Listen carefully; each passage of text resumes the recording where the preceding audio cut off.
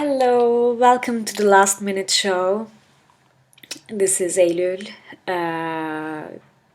Today I have a agenda about I'm going to actually stream a recording that I made yesterday. Frank Henschker's speech on Heiner Müller in the context of the dramaturgy class that I'm participating in. So we were discussing about dramaturgies from different times and places, and yesterday we talked a bit about Heiner Müller and Robert Wilson in relation to postmodern dramaturgy, and Frank Henschker is directing Martini Siegel Center. He kindly came and told us about his own experience of especially Heiner Müller's work and his approach to theater and also dramaturgy. So it was a really helpful lecture on his work from a first witness account, and I want to share this with you. And also Frank told us that industrial metal group Einstürzende Neubauten made a Hamlet Machine version, a recording of Hamlet Machine and an interpretation of it. And to be honest, it's like it will be the first Hamlet Machine interpretation that I'm going to be a witness of, because I haven't seen it performed before, and quite honestly I cannot also imagine it being done, because it's a really hard text. It's 7 pages or 8 pages depending on the publication, and it's quite dense, full of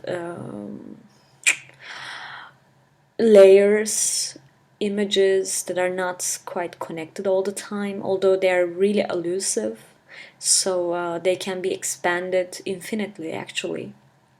And Bilixa Bargold of Neubaden made a really great rendition of the text, and it's also important that it's not stage per se, but it's a recorded performance of it, so it's also, you can think it as a radio play in a way. And interestingly enough, when you speak of the monster in the room and not show it but mention it, it's your imagination somehow makes it even bigger and even more fearsome somehow.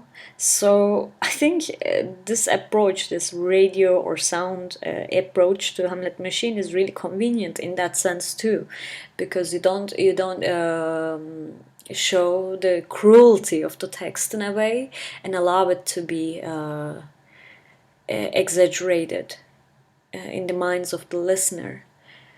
And interestingly enough, also, I quite recently read articles about radio art and sound art in Australia in the 90s. And they were talking about something similar in a way, meaning that this kind of approach to text, to language, improvises and improves in a way the sound quality, the sensual quality of language beyond meanings, not outside the meaning maybe, but beyond it somehow. And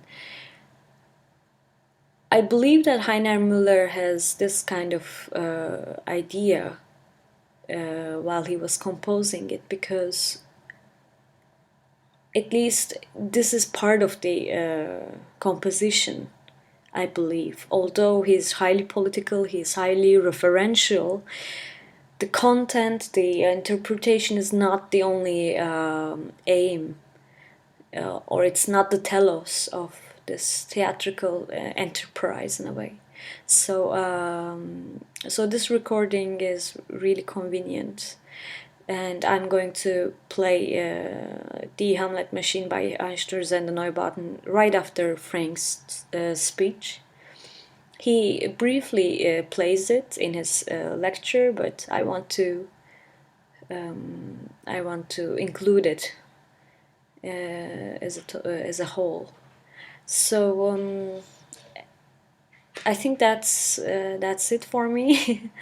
I'm not saying expert or anything on Heiner Müller. I'm just learning about him, and as I learn more, I really fall in love with his vision of theater, and I think we still need these kind of theater makers that take everything highly seriously. That dedicate their lives to it in a way. Not that we don't have these people, but I just sometimes feel that they should be more and more present, more and more around somehow in these tumultuous times. Right before closing my brief presentation, I want to dedicate this program to the people in Kobane, people that fight against the horror of ISIS, and also the same people who try to gain their autonomy, gain their independence up against many imperialist and neoliberal forces of the globe, not only in the Middle East but also in the other parts of the world, especially where I'm now living. So yeah, I think that's it for for now, and I'm gonna leave you with Frank Henschker on Heiner Müller, and then Einstürze and Neubaten's recording of Die Hamlet Machine. I hope you enjoy it.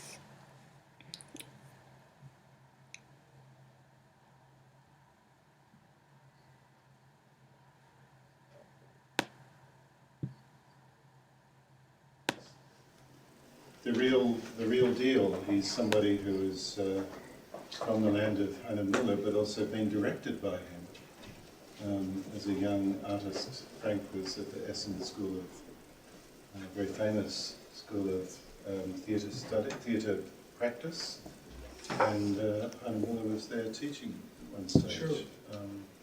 And after that, Frank has also worked with and for Robert Wilson. So this is a kind of an amazing coincidence of constellation of experiences, I think, that we have today. Here's somebody who's worked with both of these very significant figures. And Frank's very kindly agreed to come along today and speak to us for the first 45 minutes or so, and then questions, and then he'll have to actually leave because he's got an event downstairs tonight. So we'll see a little bit of work, and see some images, and hear your presentation. So thanks very much. Thank you. It's really great to be here. Thank you for having me. It means a lot to me, and reminded me of my student days, but also of my beginning of my professional work in theater. Can you all hear me? It's loud enough and good. Actually, just I was thinking, the classroom we had in Gießen at our school was similar like this, and Heiner Müller was a guest professor. I think it was a great practice. We had great teachers who were there, Hans Tieselmann, Anje Herd, but every semester, a very significant theater artists would come, George Tabori or Richard Schaffner or Heiner Müller, after when I was going to also go Wilson in a while. And I was very involved in that school. I founded a European Student Theatre Conference that still exists. It's the longest running, I think, student initiative. But so Heiner Müller would come to some of our seminars and talk. And we were sitting in front of him and really felt we didn't really know enough. But the time we spent with him, even if it was short time and he couldn't be as much at the Universalis, was one of the most significant and most serious moments, in my teaching experiences and learning about him. We luckily were able, because our Gießen school was about theory and practical and implied theater studies, but also to have scenic projects. He agreed to do a Hamlet machine, and this was before we actually restarted directing, and it was still, the wall was up, so I'm dating myself here, yeah. So he was still an East German theater artist. This play was still forbidden, was not done in East Germany, like his play Mauser. But he could go in and out. He was a wall jumper, as they were called, very a unique position. And then he directed Hamlet Machine. We were a school also of 13 people. I actually played Hamlet, spoke the entire text, and was able to organize a rehearsal space for other work. We did weekends, so it was quite intense. And I remember he would come in and find his notes on the table the next day, and what kind of people are you? I'm stealing my notes. And he didn't take us completely serious, but because we were from the West and we were naive, and but on the other hand, he understood that something was changing in this country and also where we were. So what I did to prepare for this, so it's not just a personal, how much we drank together and smoked, or he actually paid for my driver's license because I couldn't go to the rehearsals otherwise. I stayed in my place. And he was a fantastic, smart, highly intelligent person. This actually, I brought 2 pieces of art. This is the only existing Heiner Müller painting. He did it at our student event at the opening of Hamlet Machine. He would take, when action painting would go like a Spanish matador, put this in, then burn a hole with his cigar and send it. Heiner Müller or Hamlet Machine. And this actually is a work from Bob Wilson, who actually came to see our Hamlet Machine, loved it incredibly. This is how I met him, then performed in his plays. And also, at least he says it inspired him to do Hamlet Machine also. And for Heiner Müller, it was the first time directing something. After he did something in the 70s, very little, and then a year later when the wall came down, before the wall came down, he went to do Lohndrücker, one of his early plays. And he always credited that small little thing we did that he got back into directing. We did a tour around Germany, also Berlin, and others. People liked that work very much. And so he had a little bit of a moment in the sun, his light reflecting on us. But I want to talk about Heiner Müller and want to all know what a serious person he was. And I want you all to remember this lesson today also. It all looks like history is one more writer. There was Europeans, Italians, Americans, whatever. Heiner Müller was deadly serious about his writing. Can you, one more, so we see his face, and we could go on up. He was, next to Pasolini, most probably the most significant kind of socialist or communist writer. And Heiner Müller, theater for him was something deadly, deadly serious. A lot of fun also. He was a master joke teller and little anecdotes and stories. But he, in his view, which you can see, he was very close and human, but behind his big glasses, he was very distant. His German is one of the most beautiful German ever written. It's like, up there was Hölderlin and Kleist. It's dense, and we'll talk about it later. And he felt that theater and politics were connected. And he felt theater was not doing its job. He was not someone like here, where he said, I'm going to go on a fringe festival, maybe I get discovered, and then we have a commercial production, and it's going to be out, I'm going to be famous, and have a pool, and maybe make it to Hollywood. This was nothing of his idea. He actually grew up very poor in a way as a writer. At least his father was a mayor in a little town. After he saw his father being taken 2 times to concentration camps, he was as a socialist. Visited him through a fence, saw him, and talked to him, gave him his little drawings, which said what his most significant childhood experience. He then started writing poems, even so he worked organizing libraries in a kind of a little city hall, and wanted to be a writer. He saw an opera production as a young kid and loved that. And he always thought he could be could be a writer. And his father got into trouble then with the East German government, the communists. Also, he didn't like what they did, and his father said, "There's no future here. We have to go to the West." So his mother he married again, and his father left, and he said, "No, I'm going to stay here. The future of Germany, the future of the world, the future of the development, the history of mankind lies in the socialist state." So he could have gone, it was before the war then came up, and he felt he was a socialist writer, and he loved and admired Brecht. Brecht was his god. He was the most significant force. He met him once or twice. He was not accepted to become an assistant of Brecht. This broke his heart, but it was ultimately good for him.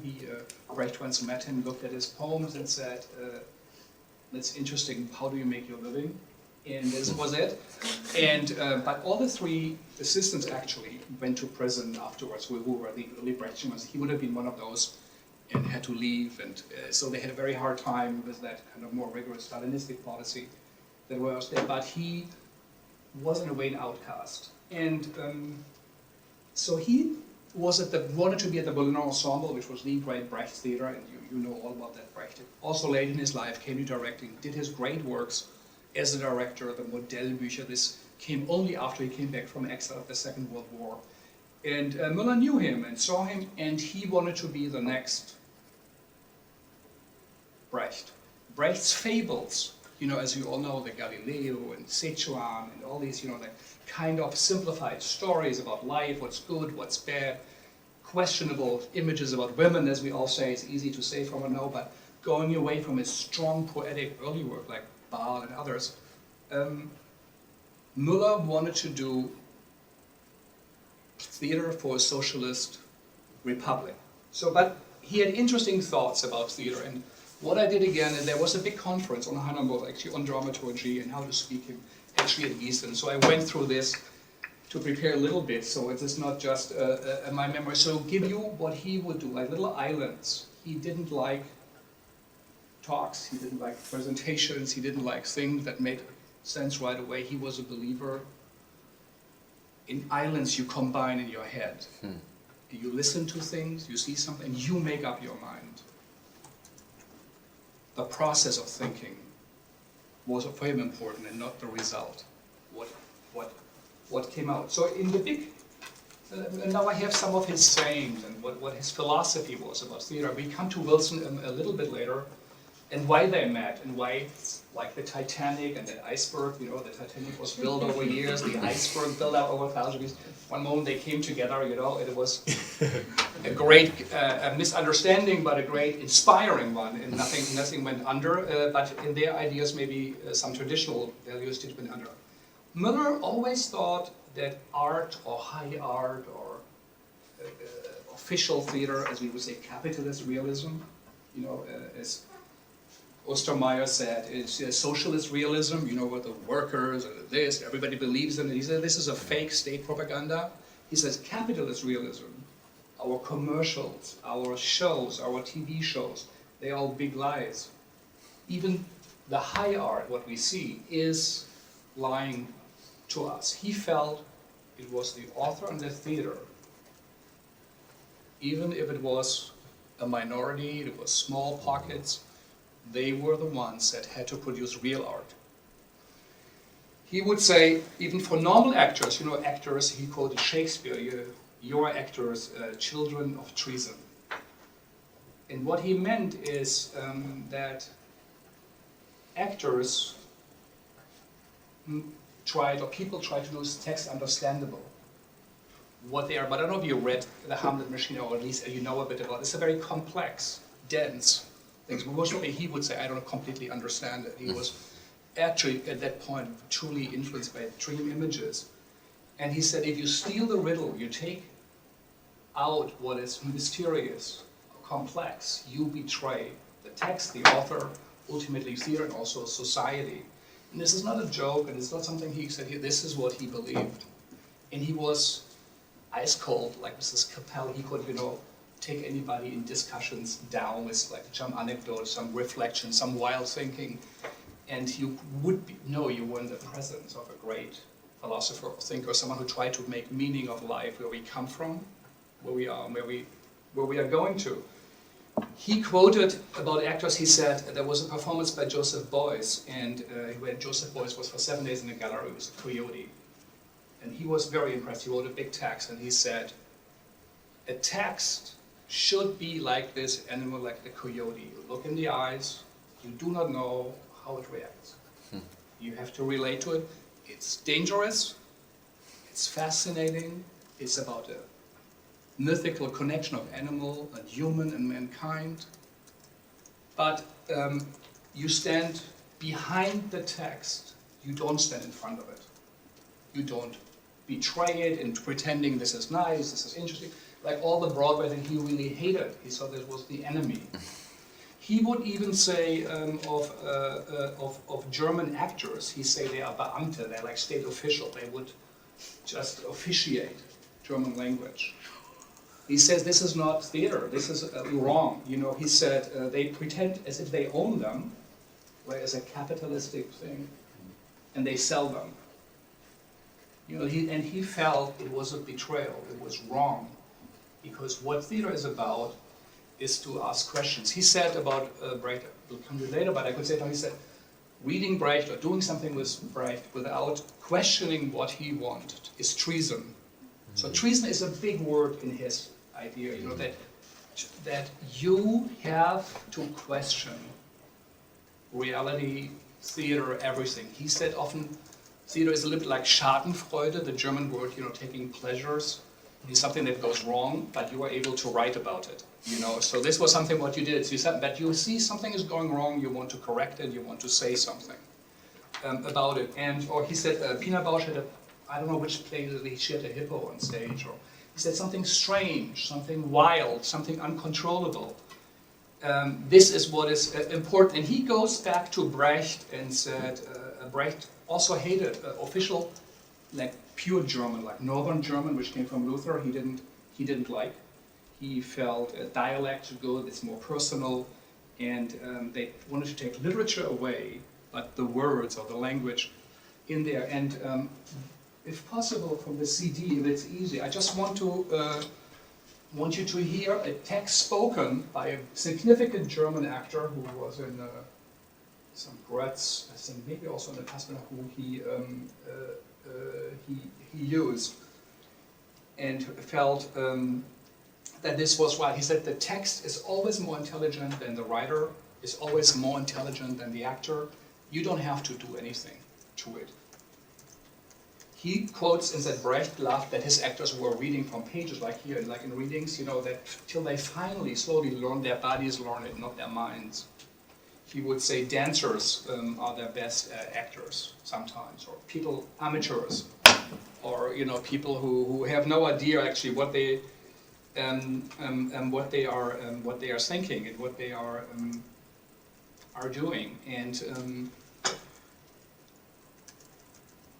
he felt very strongly that art is political, that art has to take a stand. It is against the grain. He used an image of a bird's feathers are all peaked up in fear, and you brush against it. Something like this is what a text or what a theater should be. And Speaker guy. Das Nadelwerk, dann das halbfertige Hemd, so listen to ganz this. zuletzt das Licht nicht mehr sah. Herakles.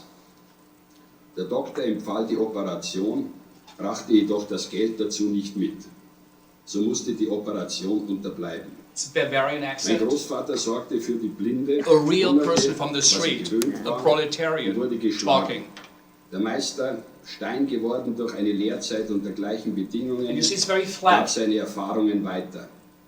Der Geschlagene lernte die Schläge hinnehmen, bestenfalls auch zu schlagen, nicht in der richtigen Richtung zu schlagen. And Er war kein That's tüchtiger Mensch.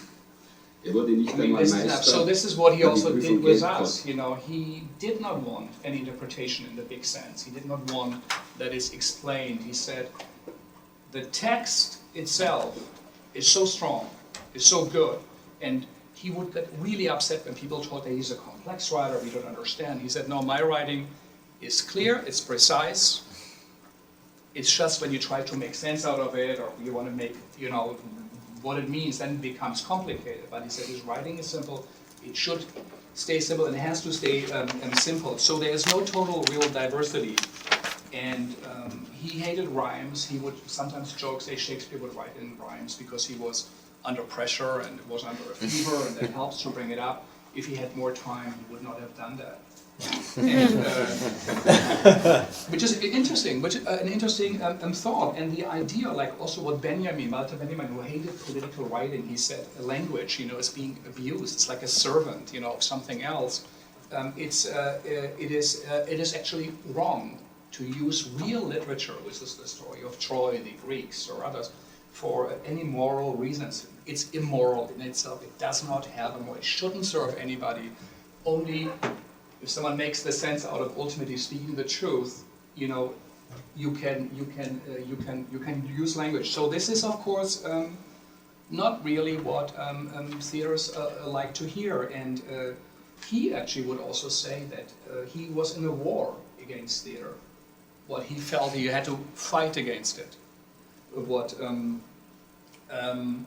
What theater was expected, what audiences expected, and what the patrons of theater expected, what the party suspected. And he had dreamed of, he wrote a text on Artaud about language of terror and torture, and he would say he would like to have a language without words. And I'm just throwing this at like Zen-like things. I don't really understand also what it means, but this would be his interviews, which became an art form. His interviews are published almost like essays. He was a great thinker, and I don't know if they are translated or not, but his idea that theater is literature, or for the theater, is actually fighting the theater. The enemy, in a way, is the theater, representing a machine, or representing something, and an artist has to do this, or anybody of you who does dramaturgy or works in something, you know, would have to think about the theater has to be a disruption, it has to be a disturbance. He said, I know it comes a little bit later, but this is only if it's not possible to do a text as it is of any interest, of any productivity for theater. What you can do is of no interest, it's of no value. Why would you even do it if it's not a complex challenge? And he said, and it's not a question of content, what actors deliver. He said, like the property owners, and he said they don't really deliver, they deliver the fact that they can deliver. Like an actor can speak the line, I mean, he shows you how he can speak the line, but he actually doesn't give the words, and he takes something away. I don't know if that makes any sense, but this was what he felt strongly, and in a way, he said, you know, trust your ears, not your eyes. The stage has to be empty. There has to be imagination. You have to do the work, and that theater in itself is a form where a live body is on a stage, and it's not a mass media.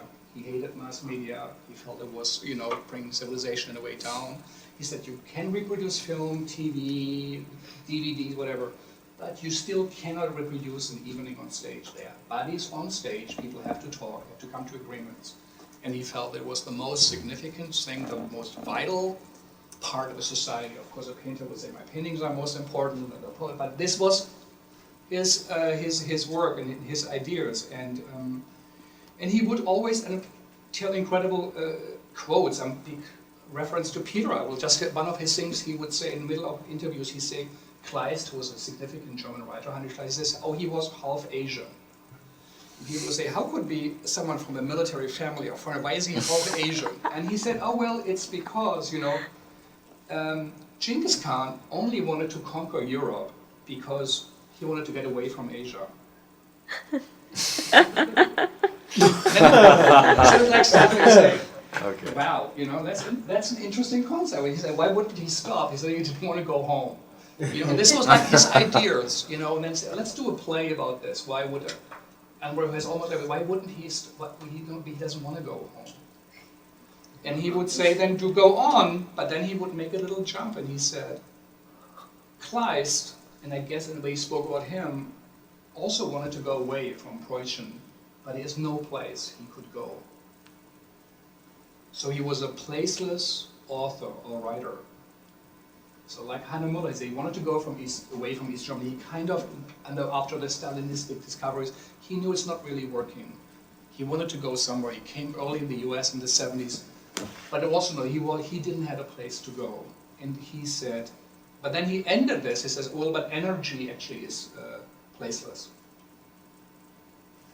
You know, and this, some quotes where he shows what his thinking was. And his theater, in his idea, was a way of thinking. It's sharing a way of thinking.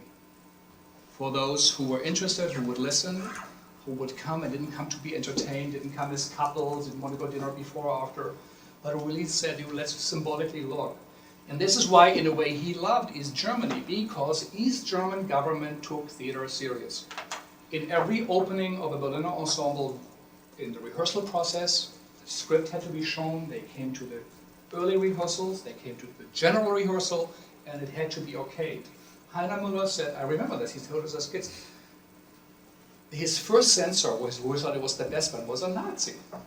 He said he was just brilliant. He said, like the Nazis who did the degenerated art, they discovered Nolde earlier than others. They discovered people who were completely unimportant at the time, but the Nazis knew that's subversive. Let's put them in. Of course, they took bad pieces, but he said they were good. So he said our writing was he had to put something in that the censor takes out because that's his job. So the censor knows that the author put something in. So he has to find what he puts in, but also what's really subversive. And this was kind of a respect. You know, they were also different authors, and they would then, and there are files now, how these people, Stasi, like state security people, you know, discussed Heiner Müller's work and who understood what or not. He actually also was, for a while, an unofficial collaborator because he felt he had to do it and it helped him and he helped others, but it caused a controversy for a while. But it gets you an idea. Maybe we can now look a little bit of some of his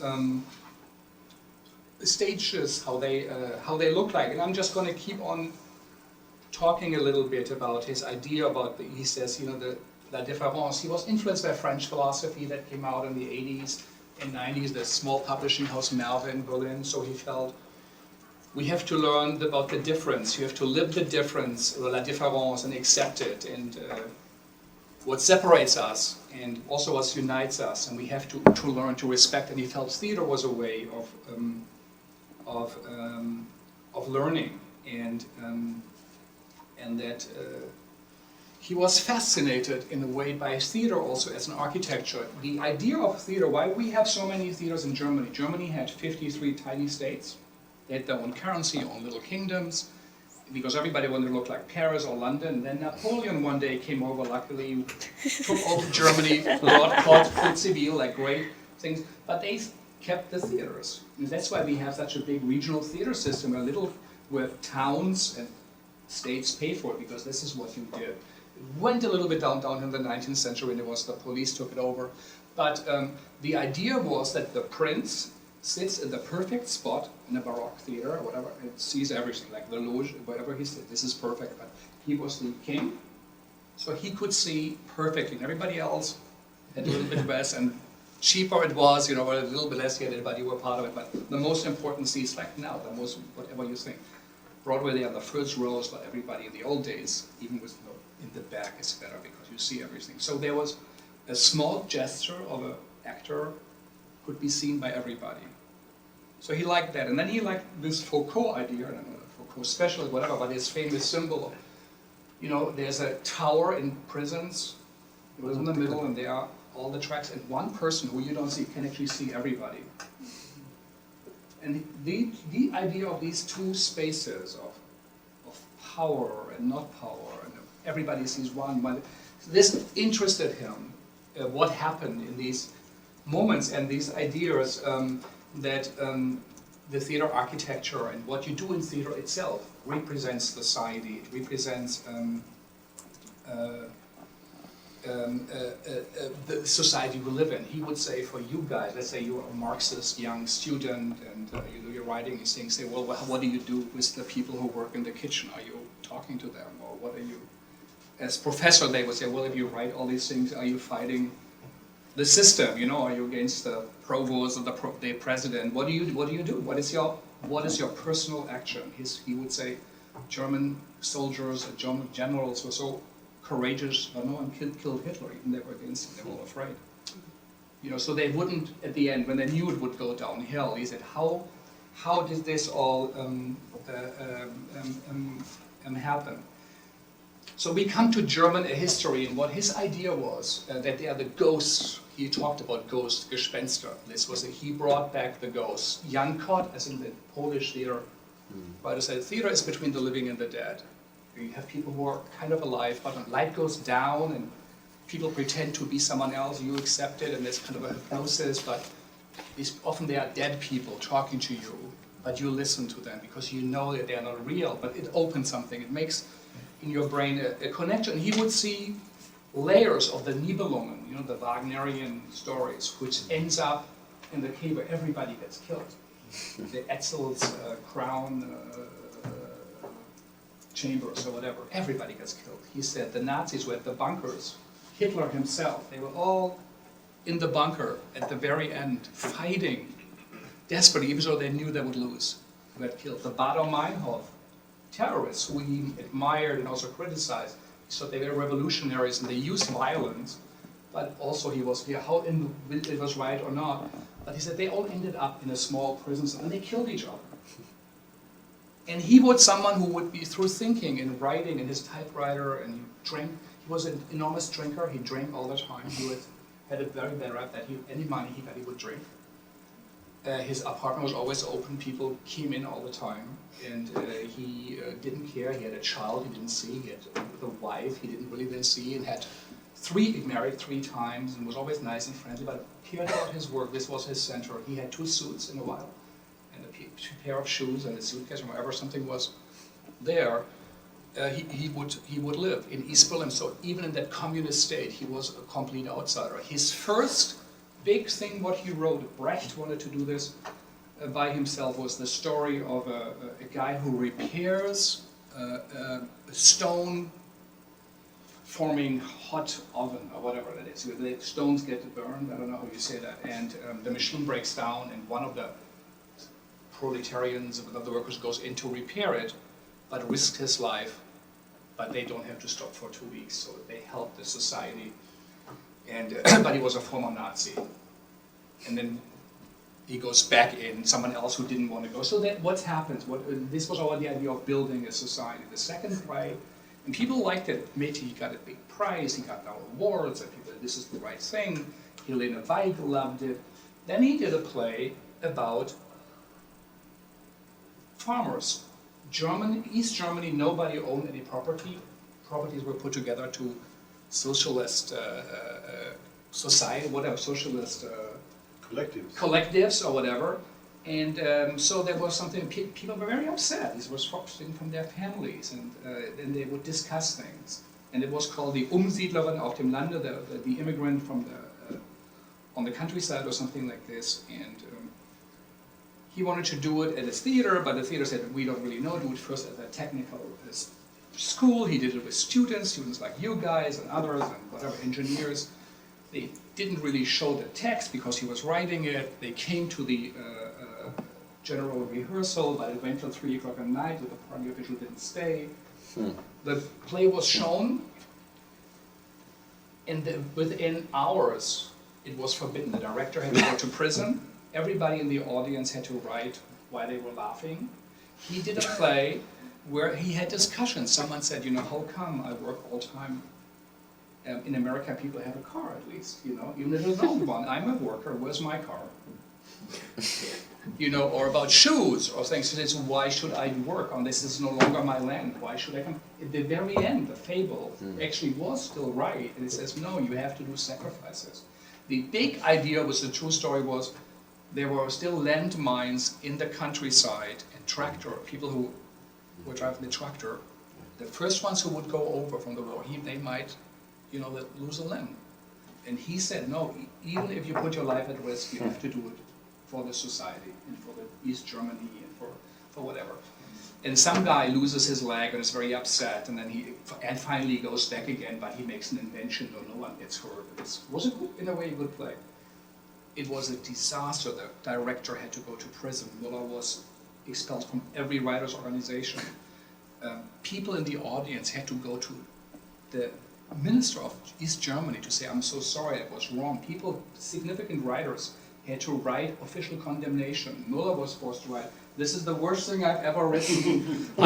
Cannot imagine why I didn't go and ask the party for help. But theater meant something. Everybody in the audience was spellbound, of course, in the other place too, because he had some real discussion, the Brechtian, vulgar language, almost like a Lutheran, very clear rhythm where people related to, and it was his big disappointment, and he became a persona non grata, couldn't work anywhere, had nothing, worked a little bit for papers here and there, did some of the Shakespeare plays, his historical plays, but he was actually so very much, and he said, no, I'm not going to take things, I'm not going to change, and so he stood for his ideas, and ultimately then through this process, wrote a piece like the Hamlet Machine. He would say the real stories of our lives, like this one, are in the East Germany at the Bild-Zeitung, like daily news. He would say, oh, if Shakespeare would be alive, he would buy every morning New York Post and Daily News. This is the real drama, and this is, if it would be Athens today, that would be on the stage, and he said, this is somehow, even if we look down to it, you have to find a way to relate to it as higher, but still, it has to be about people's lives and rises and falls and whatever, and Schadenfreude. He would refer to rock music or pop music, where he says theater in a way has to be like this. You don't really listen to rock music because of the lyrics. They are okay, but he not so knows about all of what how great are they the best musicians in the world. No, maybe some violin players are better. But the message of rock, of real rock, or the message of early punk, it's a very strong message against an establishment, against it. He felt theater has to be like this. And even if you have, people say about early punk music, even if you have only 100 followers, but they love your music, that's more important than having 1 million and it's pop music and you're on television. And he felt theater has to be disturbing. It has to be, like he said, like a dog on a highway. Like you don't really know what to do with it. You have to. It takes. You have to break for it, and it disturbs and it interrupts. And if you don't do this, you do something wrong, and theater is doing something wrong, and also the society does. I know it's very contrary to the American idea where you say a good play on Broadway is, let's say 2,000 times it's been done. Then it's a hit. You get the money back, and that's a great play. That's a great, great show. People who wrote this in 2,000 times. In Germany, if a play is done 25 times, it has like a little star. Say, oh, 25 times. If it's done 50 times, this is a lot. Big theaters. They change from one day to the other. Big, one day is like Macbeth, then it's a Heiner Müller or Maslovska, whatever. So there's a very different idea. And so I want you to think of him as someone in a little Galapagos island where he grew up. He was in the East. He was really a communist. Some people say he had Stalinist ideas. He said, well, yeah, the party and the country is more important than your leg or your life. You should sacrifice it if it gets better. But then he became disappointed. Anybody had no place to go. Like sometimes you see a tree when it's there's a fence, it grows through. And then the tree is gone, but you just had the little piece left over. In a way, I always think of him like this. This, by the way, is his famous Arturo Ui production with Martin Wuttke. It was a play of the decade as a director. It's for over 10 years. It's still being played once in a while. Was his dialogue also with America, with fascism, with the Bader Meinhof, also what he put in. And he had also incredible thinking. He had actors for this production. Was Marianne Hoppe, who was a Gustav Gründgen actress, who was a Nazi-time actress. He had also Bernard Minetti, who did, and it was in a Goebbels play very early in the 20s and 30s. Then he had people from the Berliner Ensemble, Hermann Bayer, very famous director. Then he had Martin Wuttke, who was a West German, he went to Frankfurt, the acting school at the time, actually, when we studied. He became overnight famous there. Hamlet, actor for the Staatstheater in Frankfurt, got sick overnight, and he, as an actor, as a student, took over within a day and played Hamlet on the stage. And Müller loved him, loved his work. And then he had young kids from the East German Schauspielschule acting school. So he also felt the theaters, the bodies of these people, because people said, how come you didn't work with dancers and amateurs if you love them so much? He said, no, these bodies represent history. He wanted to have them collide. And you see here, look, he's giving his famous Hitler speech when he learns, from the actor how to speak. See he's naked and he puts his penis in his back, so he looks like a woman, This is Wuttke. One of the great stage acts you would see if you go to a Berlin theater now, which you should. It's $10 or 10 euros or 15 euros. Great productions in Berlin when you ever travel there. So this is how the stages look like, and how he talked. I'm going to come to Wilson soon, but I still want to say that he was a philosopher of theater. Thinking about it is important to him, and we come to that a bit later. It was about wars, conflicts, battles. He thought that the catastrophes of First and Second World War, the meeting of the Second and Third World with the First World, they are repeating stories. Things happened like 2,000 years ago. What happened to Antigone when she said, "I live in a field without a middle," or things you cannot really understand nor explain. He said these things fascinated him, and he looked at it as a mechanism. And a little bit with his fascination of Bosch was famous in the 80s of French philosophy, of Baudrillard and things, Deleuze, what he read, and was highly influenced. He developed this idea that the machine, that everything is a machine, the entire society is a machine. He's a machine. What is human? What is a machine? What's a robot? And what is happening? What does mass culture do to civilization? And he wanted to interrupt it, but his themes were the Greek plays, Heracles, Medea, Material, and he rethought it, quoted. He felt very free to take quotes from pop songs, poems, collaged it. He was one of the early collages of theater, and a lot of people do this in the off-world of Broadway. He was a great writer. He was highly respected. He got the highest prizes for his writing. So when he did Hamlet Machine, when you do Hamlet, let's say at BAM, you would say, the patrons come, there's Sir Peter Hall comes, or Peter Brook comes with Hamlet, you want the whole shebang with the Shakespeare Company and things, and this is also what they did in East Germany, costumes, and the actors showing they could play. And he, through all his thinking in his life experiment, came to this central work, which I think it is, the Hamlet Machine, where he said, my drama does not happen anymore. And it sounds all like theoretical and postmodernist and interesting reflection, like something in the gallery. For Heiner Müller, who did a Macbeth and a Titus Andronicus translation and adaptation, brilliant works, actually, very brilliant works, where he has also dialogue at the end, also with Shakespeare and Macbeth. So he said, and he thought it could be done, but it was forbidden. He said, there is no more drama. It's all ruins. Blood comes out of the refrigerators. His idea of the Third or Second World is that how come we have refrigerators where food is stored? Other people are dying. What happened to the revolution? The statues were falling down. There's no more home. There's no more hope. And for him, it was something very real. He was way in process of thinking. And he gave up, in a way, what was most treasured, the idea of a communist, socialist utopia. He really thought East Germany, Russia was never do it, but East Germany might find a way, like Cuba didn't do it, and North Korea didn't do it, but maybe East Germany can do it. My private joke is that the Germans were the best Kaiser, they had the best Weimar Republic, they were the best fascists, they were the best communists, now we have like the best democracy, you know, whatever, we was like really serious or not. And it was true. So he thought they could do it, but it didn't work out. The Hungarian Revolution, which was put down, the Czech Republic, it was indefensible for intellectuals actually.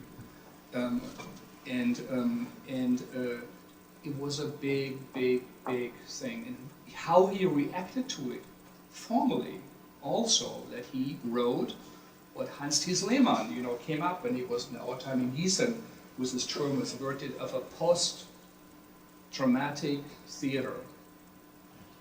And in that sense is the narrative that you have, the Aristotelian story, like the beginning, the exposition, the crisis, and it ends up. He says, it is no longer valuable, it doesn't represent our time, it doesn't represent our world, it doesn't make us think, it lies to us.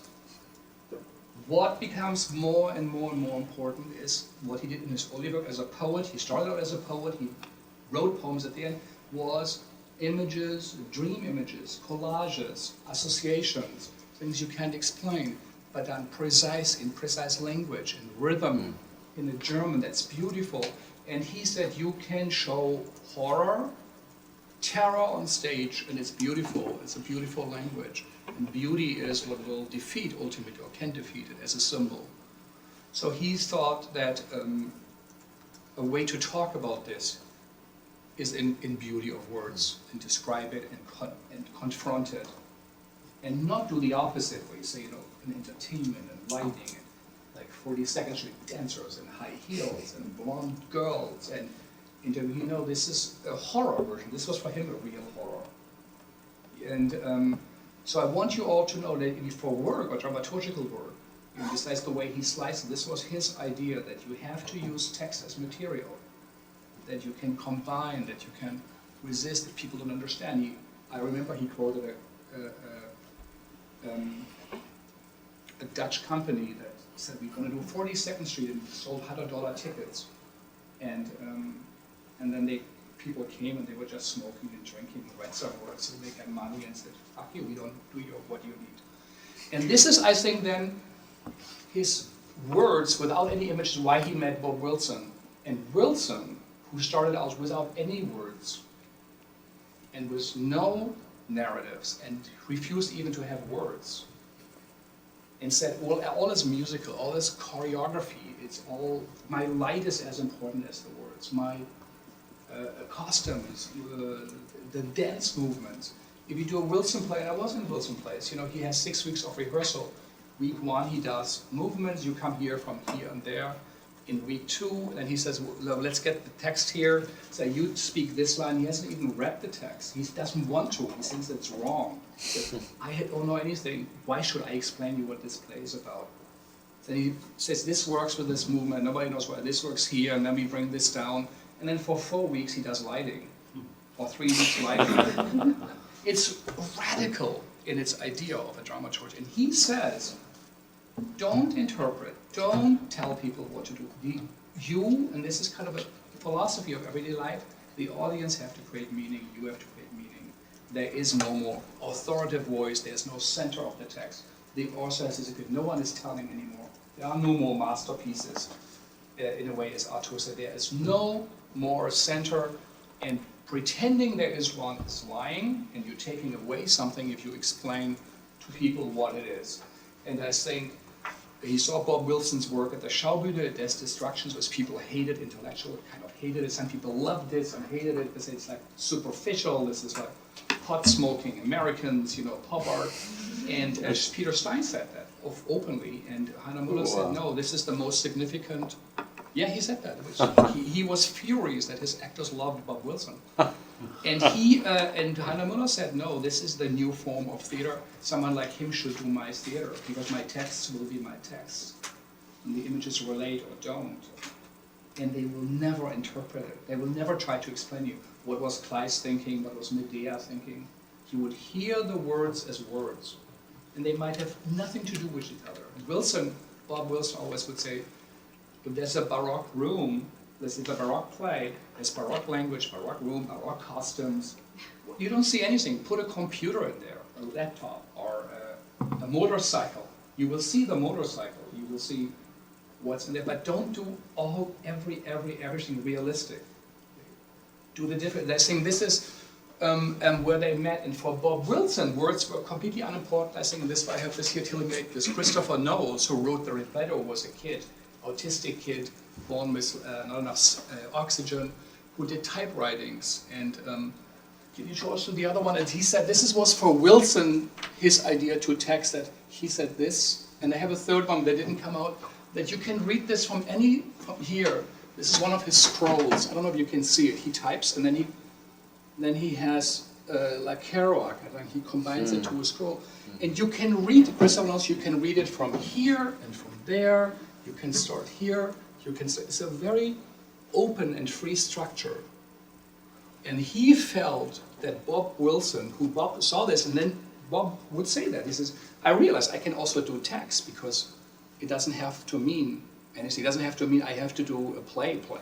I just was a big discovery for him through Christopher Knowles, who was the son of an architecture student, architecture professor at Pratt. Wilson studied at Pratt and met him. His teacher said, oh, the son of my colleague did this tape.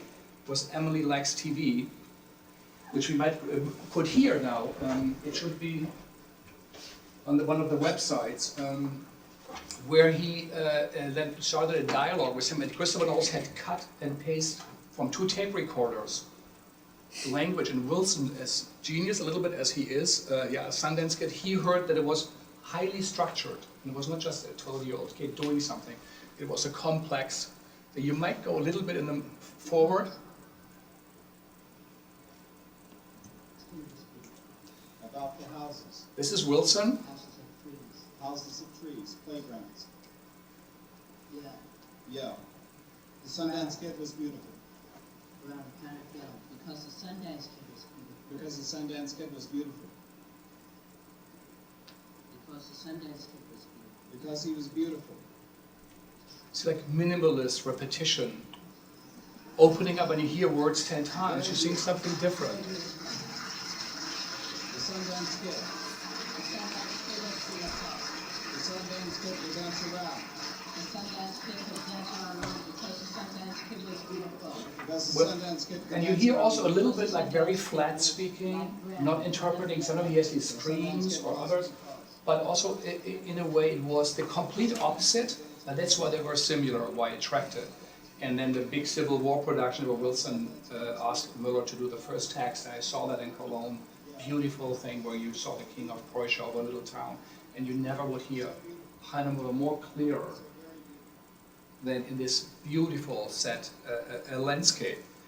And the fact that they worked together made some intellectuals very upset that Müller would choose that. And he said, actually, no, perhaps this is the future of a theater. Will be to be open, to have associations, to have dream images that you make, as Wilson said, pauses. He said he did 8-hour plays, so you go out and come back when you want, it doesn't really matter. I mean, he changed acts of plays. Radical ideas about theater, and I think, and even so, perhaps Müller at the end also wasn't not completely convinced about this superficial idea, like the Warhol idea that art is superficial, but it's as deep as you want to look at it, if you really take Warhol's ideas serious. Müller, but the idea that you separate movement, what you say, and what it means, and you have it as a contradiction. It is not illustrating. And I think this is where both found a common language and interest, and they also were both very big drinkers and so smokers. So they spent hours, and they had a professional respect, like big white sharks, you know, who could do that. So Müller Also for you, before, I don't know, it's not so much about Bob Wilson, but you know, I think, a lot about his work, so I felt it was more important for you to know that, you know, people forget there. Germany was divided from the North Sea to all the way down to Austria with the biggest and best secured fence in the entire world. Only the North and South Korean border, which is actually very small, it was as good. There were like self-shooting machine guns, dogs. Every 100 meters was a watchtower with people in there. And the city of Berlin was a little island in East Berlin because the American Western powers wanted to have also part of it. So he was in Berlin next to the little part of West Berlin, not getting along with the idea really of utopia, but not giving it up. And like a pearl, like a little sandclaw, something emerged from that out of a resistance, and it produced some of the great texts. And it took him 20 years, 25 years till he got accepted, until he was discovered in West Germany. He did his work till he could redo things in East Berlin. Only at the end of his life, and his great tragedy was when the Berlin Wall came down, he said, I cannot, he would say that, he said, I cannot write anymore. He said, tragedies are for dictatorships and for complicated situations. Now if you need comedies, maybe good comedies and entertainment, and to do something. He said, I'm not a comedy writer. So he stopped producing directed talk, smoke, met young girls and whatever, remarried and this thing. So people were a bit, his big followers, a bit disappointed, but he still kept on reflecting and thinking. At the very end, I would like you to hear, there is something from the Einstürzende Neubauten, a website, where Heiner Müller directed an audio play. And there's a famous kind of, not punk band, but it was Einstürzende Neubauten, Einstürzende Neubauten, collapsing buildings. It was a kind of an avant-garde band. This is Plexawagen. Yeah, and Müller felt they would be, wait a minute before you play it, he felt they would be the people who speak his texts very, very best. And it was based on a material, I just want to refer to it, of Brecht, which was a fragment, was never done, the Fatzer Material, which is a story of 4 soldiers or 3 soldiers who think revolution is going to come in the First World War, and they stop being soldiers, go to an apartment, but the revolution doesn't happen. And then they cannot deal with it, but they basically energize themselves and talk out their differences about life and communism, being a soldier and society. And it has also no real structure. It's fragments. It's highly written. Brecht said, and it's the most difficult technical level he ever wrote. Was never done. People say it's unplayable. Was only done in 75. But Heiner Müller thought it was Brecht's best work because it was no longer a didactic formula in a way. So it was an early thing. So he once directed it, and for the East German radio, which was very conservative. And that was rejected. But he did this with a punk band. But you're also going to hear how Plixa was a great singer. Like he's like a Nick Cave, or what is it? He played with the Bad Seeds. Huh? Yeah. So he did this. So this is so Heiner Müller, this is the best realization of my theater.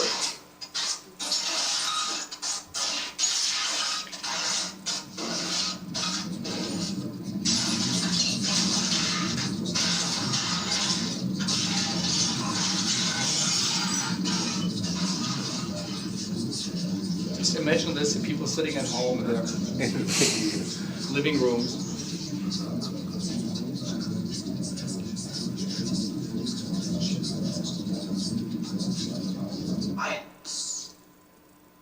Familienalbum.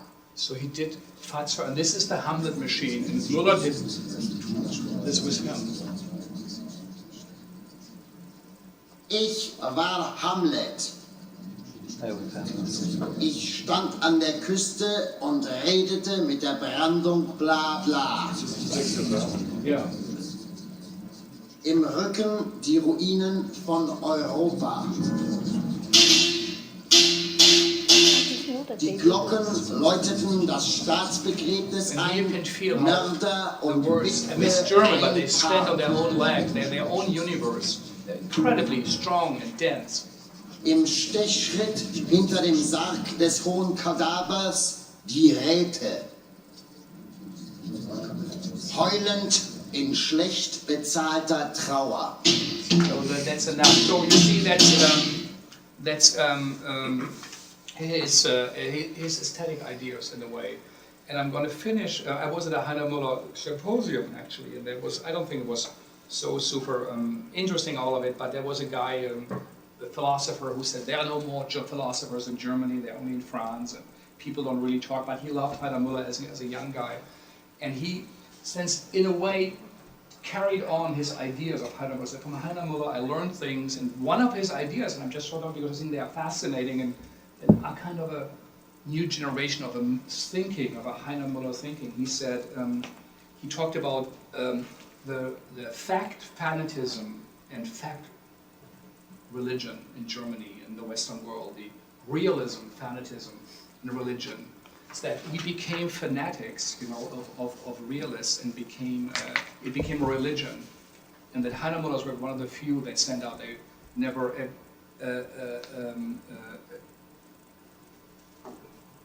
bent under that pressure. And he said, Nietzsche said God is dead, and Müller said nothing. He said it's the state, but the state collapsed. And he said, no, now God is no longer dead. God now lives in the financial markets. He said, he would talk with Heiner Müller about this, but he said everything, you know, even in feuilleton, it's pretty atheistic and people are very skeptical. But if you go to the financial pages, it says the market will do it. The good idea will be coming out. If you have the right idea, things will be working. This is a new religion. It's the religion of a capitalist, post-capitalist, capitalist society. And he says, as a philosopher, I can tell you there are no systems that work. This is an illusion. But this is the new world we all live in this kind of religious, commercial society. After a fascism, after communism, perhaps also after, you know, he would say maybe the end of a true democracy, because people are no longer participating. They look like football teams are playing, and then you say, what's the best football team? And you stick to your team. It doesn't matter what the Republicans or Democrats say, you know, whatever you do part of a brand.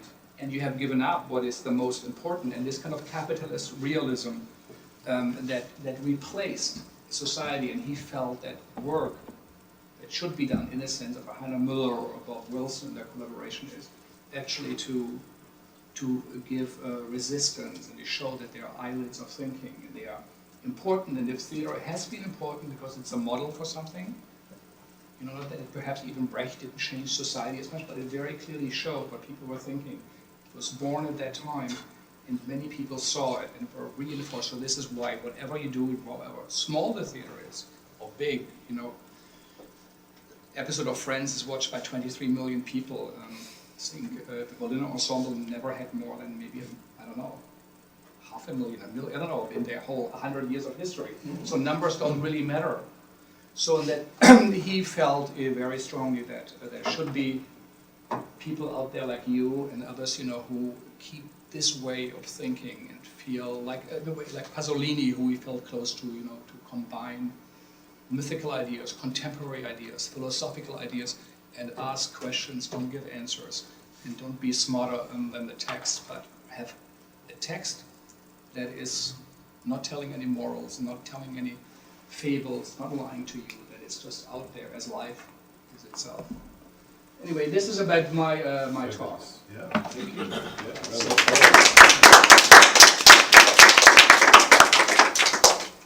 That was really interesting and really fascinating, and I think it's given us a lot to think about in terms of the really fundamental transformations in theatre that happen around this time and because of this work, and how those transformations on one level are dramaturgical, and that relates very much to the kind of dramaturgical vision that Miller had for the theatre.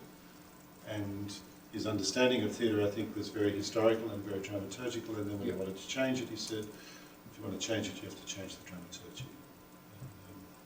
And so it was really great. I think it was a great contribution. Thank you very much. Most welcome. We were going to leave some time for questions, but you are mindful. If you, we take 5 minutes. Yeah, if there are any. Yeah. I hope I didn't talk too much into it. But obviously it's very close, so yeah. Could you talk a bit about playing Hamlet in Hamlet Machine and with Eylül directing you? Was there directing? Was there a process? Yeah, I think it was actually very highly directed and very strongly directed. Of course, he was most concerned about the text, how to deliver it.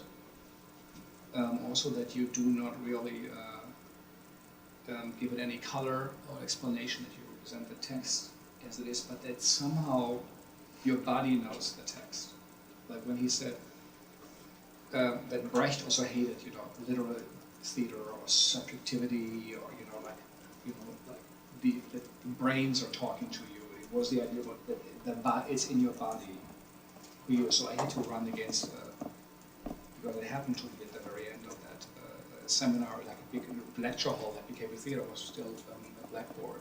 So I had to run against it, but pretend I run till the head is bloody or something, and say words, and you couldn't. He felt, if you do such dramatic actions, also the words you say are not learned, they are not rehearsed. Like his idea of, I'm a cool theater student, I know this. He said, no, you actually don't. And go to the train station or watch cars on a highway, but speak, that it still becomes part of you. So, and not to do anything with it. It was actually, of course, you want a little bit show off or do something, that's. And he said, no, don't just be the technician. You speak the text, and you come through. And he was incredibly precise. His memory. I mean, all his works, every word from every play, he would know. It was photographic, scary actually. What it was, so it meant, and every little nuance meant something, and would explain you. And what it was, and he would tell jokes to explain things. And when it was about revolution, and he would say, oh, think about this, there's this story of this guy who runs with his comrades through the streets and screams, menstruation. And the guy says, well, it's not, I told you, it's revolution. Revolution. And the other guy says, oh, who cares, as long as there's blood is flowing. So, and then I don't know, why do we even laugh about this? Why don't we know, but there's blood and body and fluids and a revolution and being enthusiastic for something which you understand, but you don't understand, but you do it for the right cause, and he felt things like this, when you talk, this is how you should go through it. And then, I felt it was an incredible privilege if you would speak you the line, and you say, this was good. Heiner was, listen, this was good. He said, what else do you need? This is, it was sensational, and he took us very serious, even though we were naive, but maybe we were like amateurs and inmates of an asylum, which he said, that would be the best. He loved Fassbinder. His dream was that Fassbinder would do this plays, but Fassbinder had promised him, but was too busy. He felt it was too intellectual now, he didn't want to do this anymore. But there was one actor, Volker Spengler, who also came to our shows. And this was like the most important, that this Fassbinder actor liked it and said, oh, that's good, because he was like a wild, big animal, like a big guy, fat guy, who speaks with his body, these words, they just get to you. And he was a real careful writer, and he wanted you to understand nuances and the complexity, but also keep it on the same time very open. And I felt I learned a little bit like reading or listening to literature through him. Frank, I've got to let you go because I know you've got to get downstairs and your team will be, don't blame me if you're not there. So, but thank you so much. Oh, my pleasure. It was really fabulous, and I must get you back into class again sometime soon. Have some new presentations.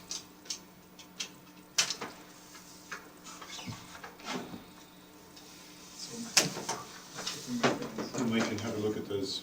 People can come and knock on your door and have a look at the books. Yes, anytime. And maybe I'll leave them here. Maybe one of you brings them by the two things, because I know both of them would be very happy to know that you were their art, because I think they did believe theater is art and not entertainment and not not like baseballs. Anyways, thank you guys, and it was a great honor. Thank you.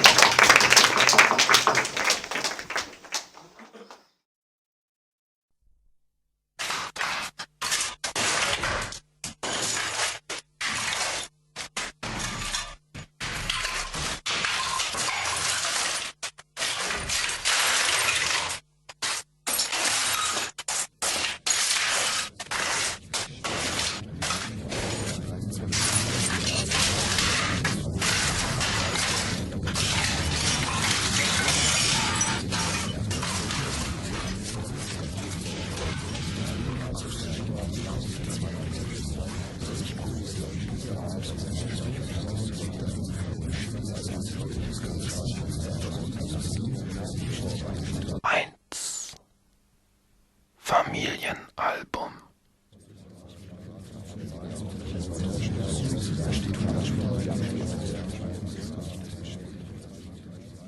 Ich war Hamlet. Ich stand an der Küste und redete mit der Brandung bla bla. Im Rücken die Ruinen von Europa. Die Glocken läuteten das Staatsbegräbnis ein, Mörder und Witwe ein Paar. Im Stechschritt hinter dem Sarg des hohen Kadavers die Räte. Heulend in schlecht bezahlter Trauer.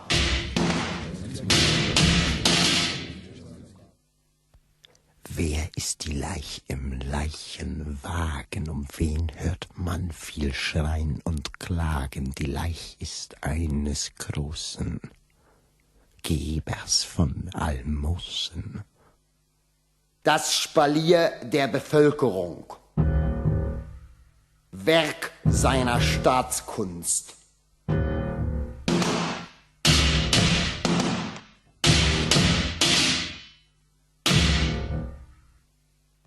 Er war ein Mann, nahm alles nur von allen.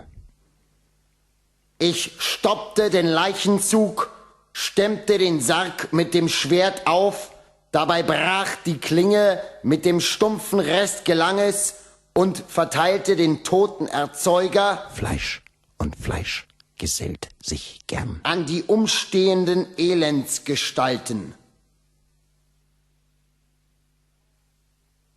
Die Trauer ging in Jubel über, der Jubel in Schmatzen, auf dem leeren Sarg besprang der Mörder die Witwe. Soll ich dir hinaufhelfen, Onkel? Mach die Beine auf, Mama.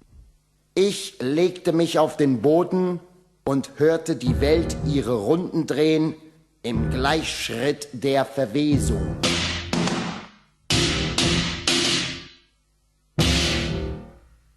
I'm good, Hamlet. Give me a cause for grief. The whole globe for real sorrow. Richard III, I, the prince-killing king.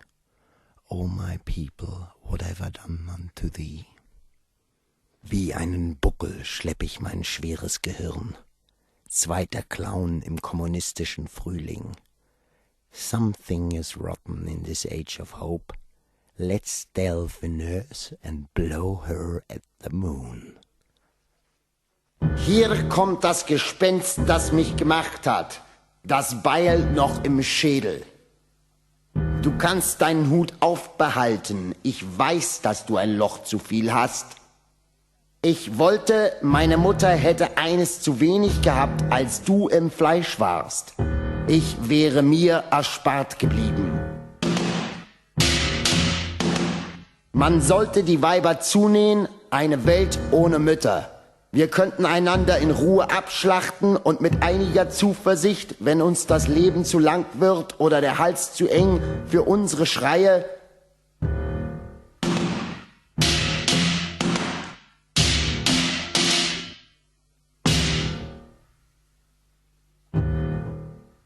Was willst du von mir? Hast du an einem Staatsbegräbnis nicht genug, alter Schnorrer? Hast du kein Blut an den Schuhen? Was geht mich deine Leiche an? Sei froh, dass der Henkel heraussteht, vielleicht kommst du in den Himmel. Worauf wartest du? Die Hähne sind geschlachtet, der Morgen findet nicht mehr statt. Soll ich, weil's Brauch ist, ein Stück Eisen stecken in das nächste Fleisch oder ins übernächste, mich dran zu halten, weil die Welt sich dreht? Herr, brich mir das Genick im Sturz von einer Bierbank.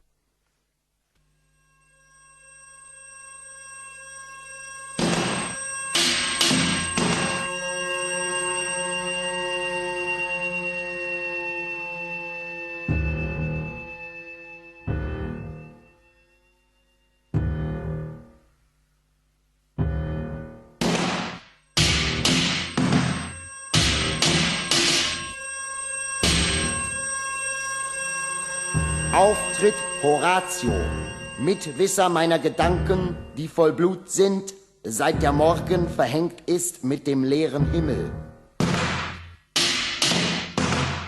Du kommst zu spät, mein Freund, für deine Gage. Kein Platz für dich in meinem Trauerspiel. Horatio, kennst du mich? Bist du mein Freund, Horatio? Wenn du mich kennst, wie kannst du mein Freund sein? Willst du den Polonius spielen, der bei seiner Tochter schlafen will, die reizende Ophelia? Sie kommt auf ihr Stichwort. Sieh, wie sie den Hintern schwenkt. Eine tragische Rolle. Horatio Polonius, ich wusste, dass du ein Schauspieler bist. Ich bin es auch. Ich spiele Hamlet. Dänemark ist ein Gefängnis. Zwischen uns wächst eine Wand. Sieh, was aus der Wand wächst. Exit Polonius. Meine Mutter ist Braut. Ihre Brüste ein Rosenbeet. Der Schoß die Schlangengrube. Hast du deinen Text verlernt, Mama? Ich souffliere. Wasch dir den Mord aus dem Gesicht, mein Prinz, und mach dem neuen Dänemark schöne Augen. Ich werde dich wieder zur Jungfrau machen, Mutter, damit dein König eine blutige Hochzeit hat. Der Mutterschoß ist keine Einbahnstraße.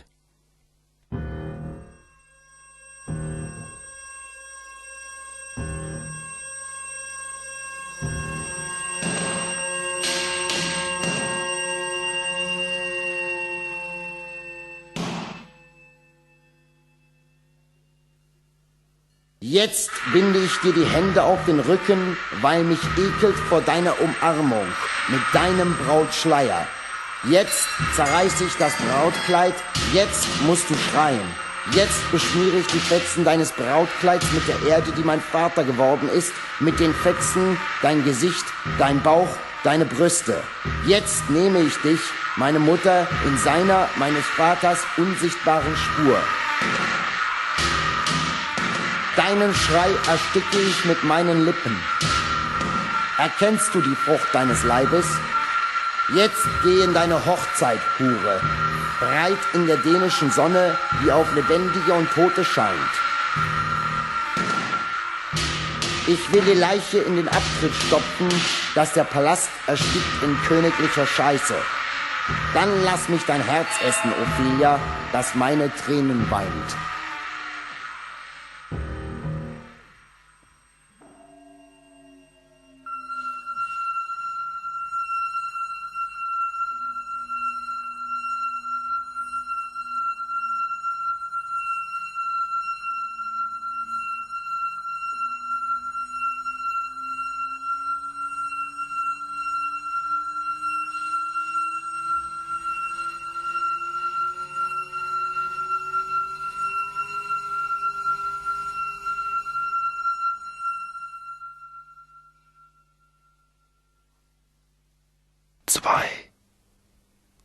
Das Europa der Frau. Enormes Ruhm. Ophelia, ihr Herz ist eine Uhr.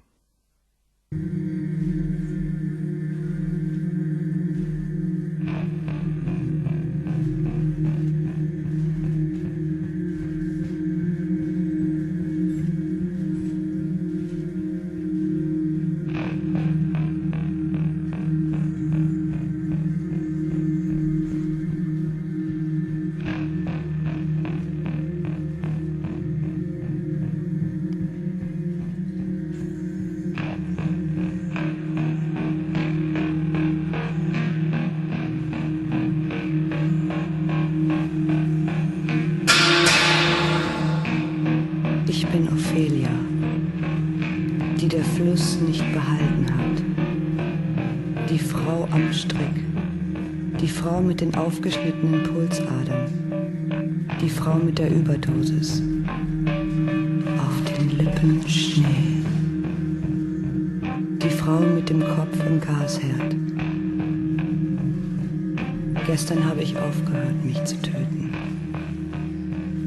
Ich bin allein mit meinen Brüsten, meinen Schenkeln, meinem Schoß. Ich zertrümmere die Werkzeuge meiner Gefangenschaft. Den Stuhl, den Tisch, das Bett. Ich zerstöre das Schlachtfeld, das mein Heim war. Ich reiße die Türen auf, damit der Wind herein kann und der Schrei der Welt. Ich zerschlage das Fenster. Mit meinen blutenden Händen zerreiße ich die Fotografien der Männer, die ich geliebt habe und die mich gebraucht haben. Auf dem Bett, auf dem Tisch, auf dem Stuhl, auf dem Boden. Ich lege Feuer an mein Gefängnis. Ich werfe meine Kleider in das Feuer. Ich grabe die Uhr aus meiner Brust, die mein Herz war. Ich gehe auf die Straße, gekleidet in mein Blut.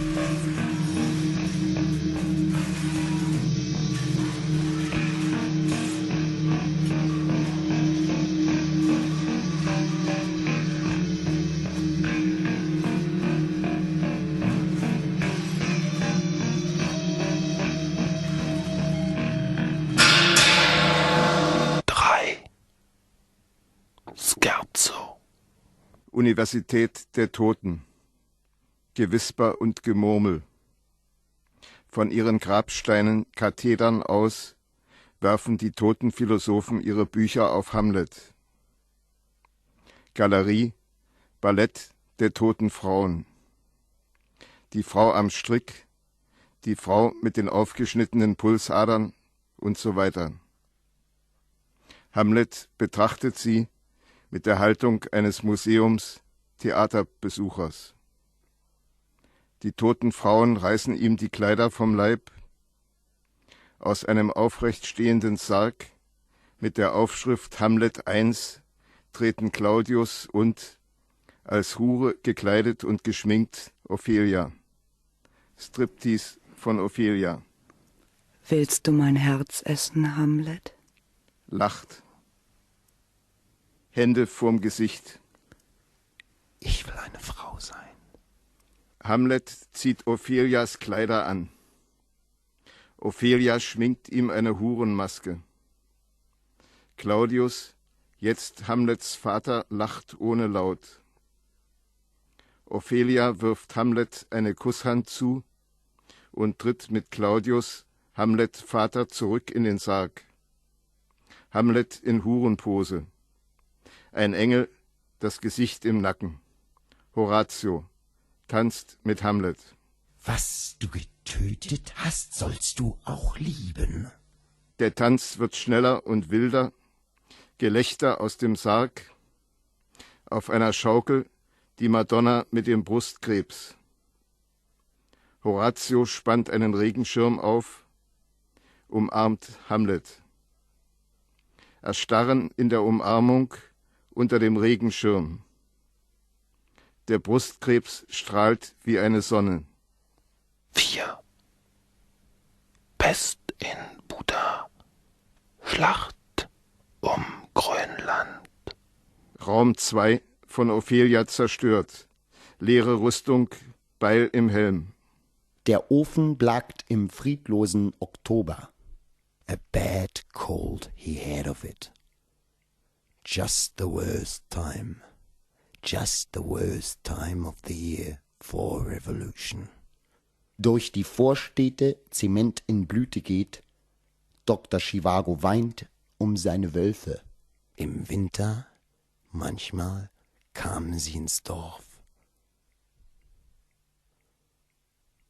Zerfleischten einen Bauern. Legt Maske und Kostüm ab.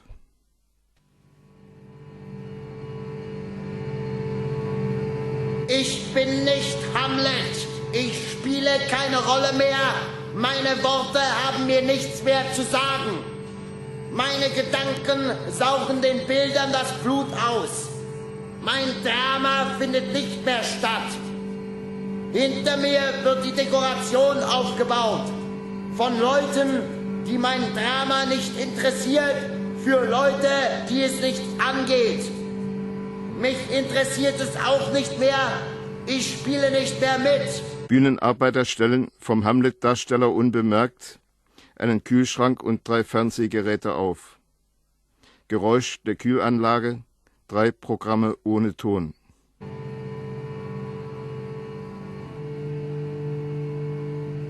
Die Dekoration ist ein Denkmal. Es stellt in 100-facher Vergrößerung einen Mann dar, der Geschichte gemacht hat. Die Versteinerung einer Hoffnung, sein Name ist auswechselbar. Die Hoffnung hat sich nicht erfüllt. Das Denkmal liegt am Boden, geschleift 3 Jahre nach dem Staatsbegräbnis des Gehassten und Verehrten von seinen Nachfolgern in der Macht. Der Stein ist bewohnt.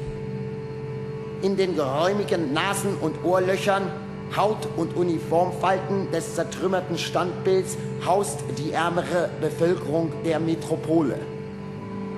Auf den Sturz des Denkmals folgt nach einer angemessenen Zeit der Aufstand.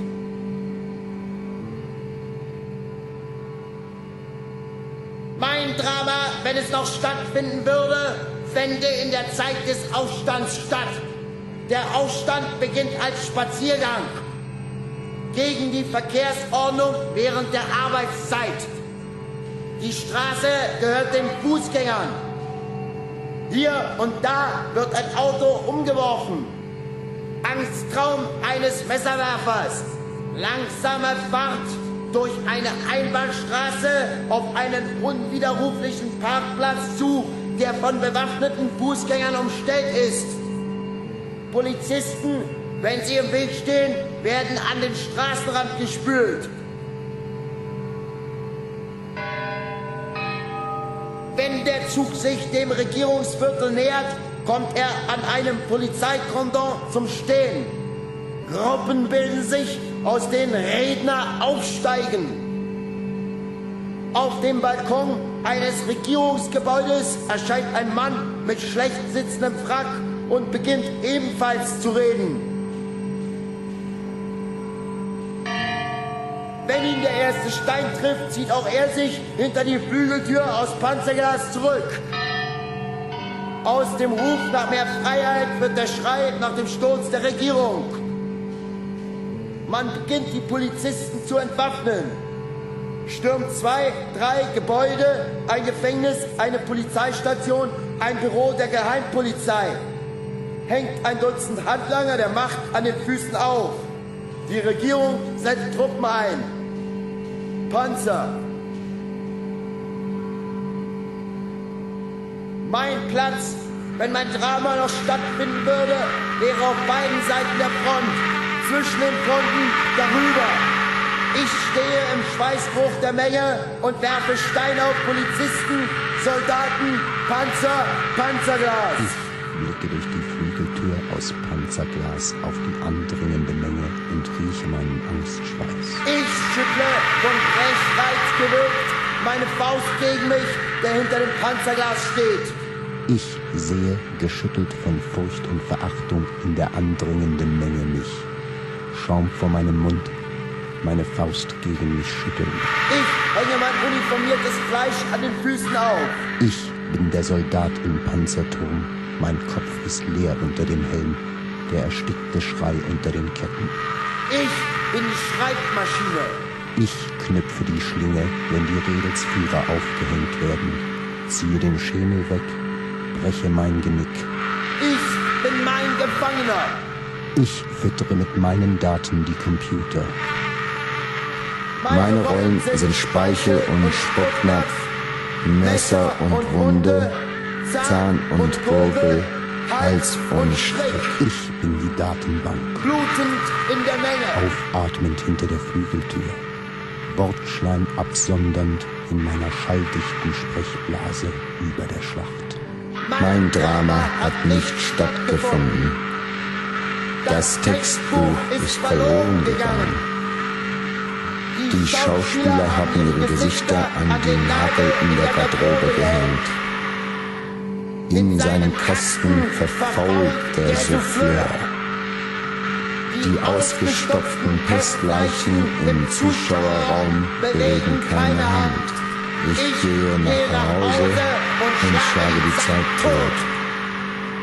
Einig mit meinem ungeteilten Selbst.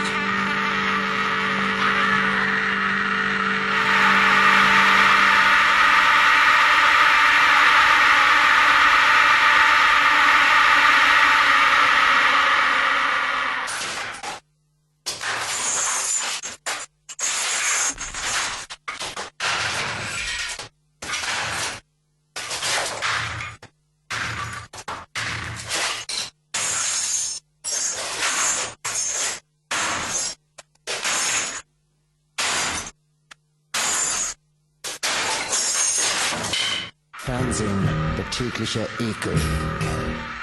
Am präparierten Geschwätz, am verordneten Frohsinn.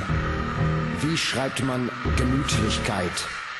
Unseren täglichen Mord gib uns heute, denn dein ist das Nichts.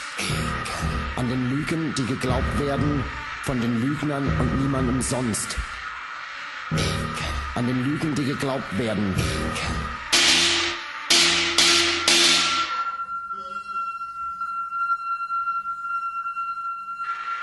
An den Visagen der Macher gekerbt, vom Kampf um die Posten, Stimmen, Bankkonten. Ein Sichelwagen, der von Pointen blitzt. Geh ich durch Straßen, Kaufhallen, Gesichter mit den Narben der Konsumschlacht, ohne Würde, ohne die Würde des Messers, des Schlagrings, der Faust.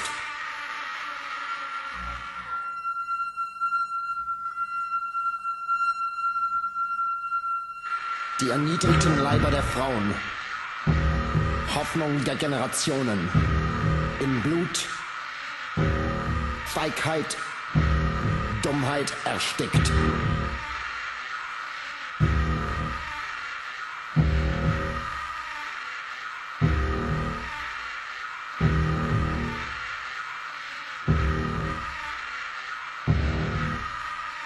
Gelächter aus toten Bäuchen. Heil Coca-Cola. Ein Königreich für einen Mörder. Ich war Macbeth. Der König hatte mir sein drittes Kebsweib angeboten. Ich kannte jedes Muttermal auf ihrer Hüfte. Raskolnikow am Herzen, unter der einzigen Jacke das Beil für den einzigen Schädel der Pfandleiherin. In der Einsamkeit der Flughäfen atme ich auf. Ich bin ein Privilegierter. Mein ist ein Privileg. Beschirmt mit Mauer, Stacheldraht, Gefängnis.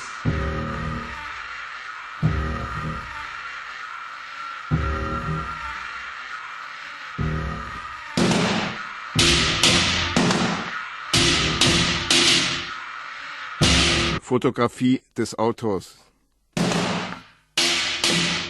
Ich will nicht mehr essen, trinken, atmen, eine Frau lieben, einen Mann, ein Kind, ein Tier. Ich will nicht mehr sterben. Ich will nicht mehr töten.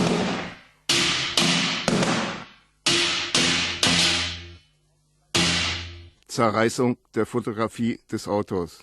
Ich breche mein versiegeltes Fleisch auf.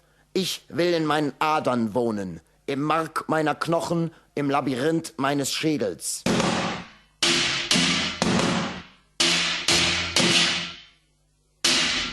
Ich ziehe mich zurück in meine Eingeweide, Ich nehme Platz in meiner Scheiße, meinem Blut. Irgendwo werden Leiber zerbrochen, damit ich wohnen kann in meiner Scheiße. Irgendwo werden Leiber geöffnet, damit ich allein sein kann mit meinem Blut. Meine Gedanken sind Wunden in meinem Gehirn. Mein Gehirn ist eine Narbe.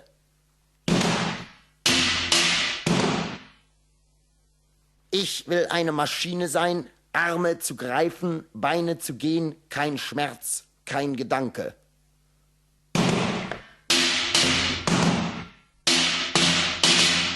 Der evidente weißen Radikalismus der deutschen Bildschirme schwarz, Blut aus dem Kühlschrank, 3 nackte Frauen, Marx, Lenin, Mao, sprechen gleichzeitig jeder in seiner Sprache den Text. Gilt, alle Verhältnisse umzuwerfen, in denen der Mensch ein erniedrigtes, ein geknechtetes, ein verlassenes, ein verächtliches Wesen ist. Hamlet, Darsteller, legt Kostüm und Maske an. Arme Hunde, man will euch wie Menschen behandeln. Hamlet, der Däne, Prinz und Wurmfraß stolpernd, von Loch zu Loch aufs letzte Loch zu, lustlos. Im Rücken das Gespenst, das ihn gemacht hat. Grün wie Ophelias Fleisch im Wochenbett, und knapp vorm 3. Hahnenschrei zerreißt ein Narr das Schellenkleid des Philosophen. Kriecht ein beleibter Bluthund in den Panzer. Tritt in die Rüstung, spaltet mit dem Beil die Köpfe von Marx, Lenin, Mao, Schnee, Eiszeit. 5. Wild harrend in der furchtbaren Rüstung, Jahrtausende. Tiefsee, Ophelia im Rollstuhl. Fische, Trümmer, Leichen und Leichenteile treiben vorbei. Während 2 Männer in Arztkitteln sie und den Rollstuhl von unten nach oben in Mullbinden schnüren. Hier spricht Elektra. Im Herzen der Finsternis. Unter der Sonne der Folter. An die Metropolen der Welt. Im Namen der Opfer.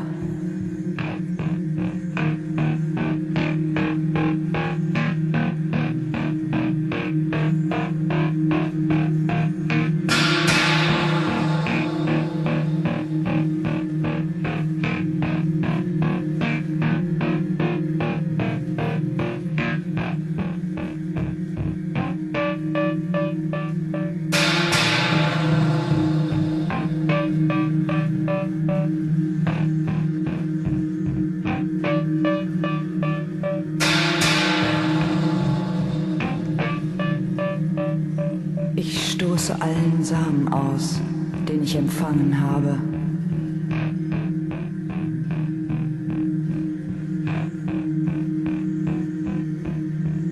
Ich verwandle die Milch meiner Brüste in tödliches Gift.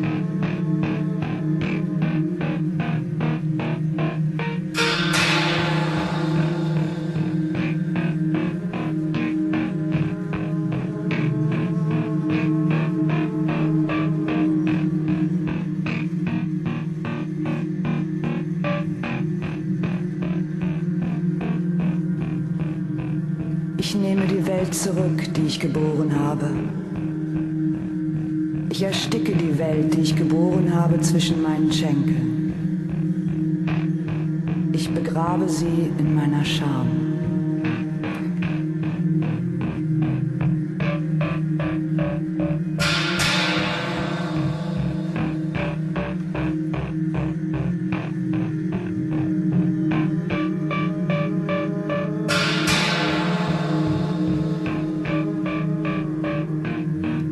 Mit dem Glück der Unterwerfung.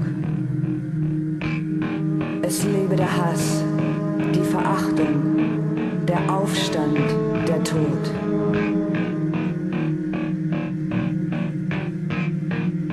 Wenn sie mit Fleischermessern durch eure Schlafzimmer geht, werdet ihr die Wahrheit wissen.